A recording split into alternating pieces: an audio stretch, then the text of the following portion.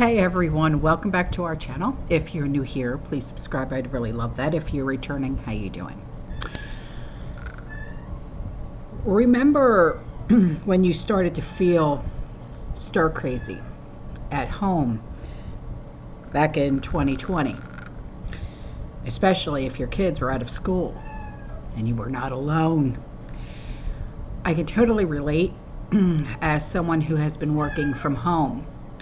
And the reason why I'm talking about this subject is because you never know if we'll ever be told to shelter in place again. And if you shelter in place for any reason, you need to have a plan to use this time productively. Shelter in place is a precautionary emergency procedure that may be employed in response to an imminent threat. Many hazards can trigger a shelter in place, like an accidental or an intentional release of hazardous material into the atmosphere, an extreme weather emergency, a terrorist attack, a pandemic flu outbreak. It requires you to take immediate shelter wherever you are, if you're at home, at school, at work, or in your car.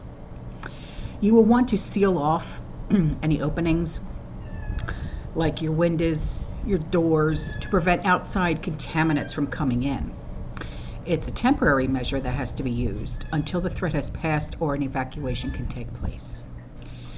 Now, whenever you have a lot of time on your hands, it's easy to get fidgety, irritable, and with the added worry of a pandemic. Nothing good will ever come from this unless you have a plan for productively using your time. While you're spending your time at home or at work, at school, in your car, you have a couple of choices. You can let that time slip through your fingers by waking up later each and every morning and spending hours in front of the TV, a computer screen, or your phone. I mean, yeah, the time will pass, but in the end, you'll only be more lethargic and more stressed out. Your second option is to find ways to actually become a better version of yourself. Use this time in history, to build your bank of skills and knowledge, things no disaster or virus can ever take away from you. You need a shelter-in-place plan. I want you to think about it.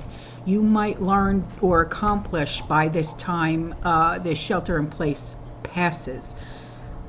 Do you have multiple at-home projects that you never had the time to do? You started them, but now they're just sitting that too in the garage. Is there a foreign language that you always wanted to learn but you never did? Do you like to watch DIY shows? I love DIY shows, especially cooking shows. Don't get me started. Gordon Ramsay is my favorite.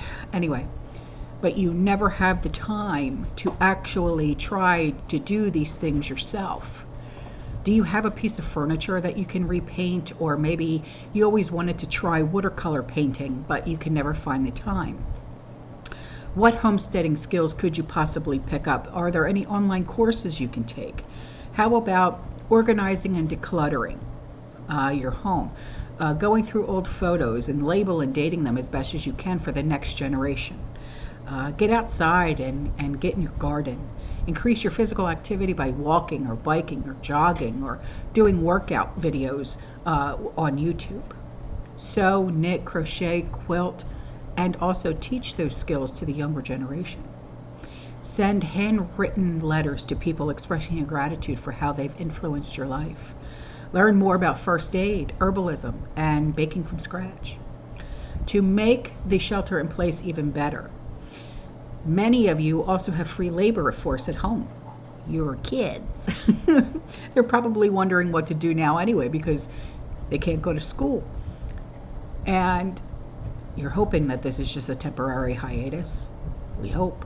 But teach them how to correctly clean their bathroom, how to cook a dinner, follow simple recipes, get the pots and pans clean, get in the garden ready for planting season. So much to do and ultimately so little time, but without a shelter-in-place plan, this time will slip right through your fingers again. The shelter-in-place is unwelcomed but it is a temporary one. On the other hand, as outbreaks and crises, they slow down, and it's time for life to return back to normal. You could be a new and improved version of yourself with a brand new collection of skills and knowledge and accomplishments. And kudos to you for moving forward with a goal in mind and creating a shelter-in-place plan. Now let's talk about the what, where, when, and how for at home, at school, at work, or even in your car. When you're at home, follow the instructions of the first responders. Close and lock your windows and your exterior doors. Pull down your shades, your blinds, your curtains. Turn off the fans, heating and air conditioning systems, and close the fireplace dampers. Go to an interior room, preferably above ground level, and that doesn't have any windows. Bring all residents and pets into the room with you. Use duct tape and heavy plastic sheeting to seal the doors and the windows. Listen to the radio for emergency information and remain in sealed room until the shelter in place is lifted or evacuation orders are issued. And that's if we have any kind of like chemical attack. What if you're at work? Follow the instructions of the first responders. Close the business, lock the doors, lock the windows. Turn off your fans, the heating, and the air conditioning systems, and close any vents to the outside. Move to an interior room, preferably that has no windows, that's above ground, and bring everyone into the room with you, including your customers. No one should leave unless there is an imminent threat, and people in the room should call someone that they know to let them know where they are and that they are safe. Ideally, use a landline to make the phone calls, use duct tape and heavy plastic sheeting to seal the doors and the windows, and record the names and emergency contact information for everyone in the room. Listen to the radio for emergency information. Remain in the sealed room until the shelter in place is lifted or you are instructed to evacuate. Now, what if you're at school or the kids are at school? Follow the instructions of the first responders and close the school. Instruct the students, the faculty, and the staff to come inside. Visitors should be instructed to remain in the school as well, and no one should leave. Close and lock the doors and the windows. Qualified staff members should turn off the fans, the heating, and the AC, and move everyone to an interior room that doesn't have windows and is also above ground. Avoid overcrowding. Use multiple rooms as necessary, and use duct tape and heavy plastic sheeting to seal the doors and the windows. Write down the names of everyone in each room and report it to the school's designated emergency contact person. Now, ideally, the school's public address system should be used to provide emergency information, and rooms should have a landline for outside contacts during an emergency. If a landline is not available, students may use the cell phones to contact a parent, let them know where they're at and that they're safe, and remain in the room until school officials lift the shelter-in-place order or issue an evacuation order. Now, what if you're in your car? If you're close to home, your work, your public building, go inside immediately. If unable to shelter inside of a building, pull to the side of the road, preferably under a bridge, or in a shady spot, and stop the car. Turn off the car, close the windows and the vents. If possible, seal the heating and the AC vents with tape or plastic. Listen to the radio for emergency information and remain in place until shelter in place is lifted or instructed to evacuate. Now, make shelter in place preparation a part of general emergency planning. Designate a room in the home and workplace for use in the event of a shelter-in-place event. Locate your heating and AC shutoff switches.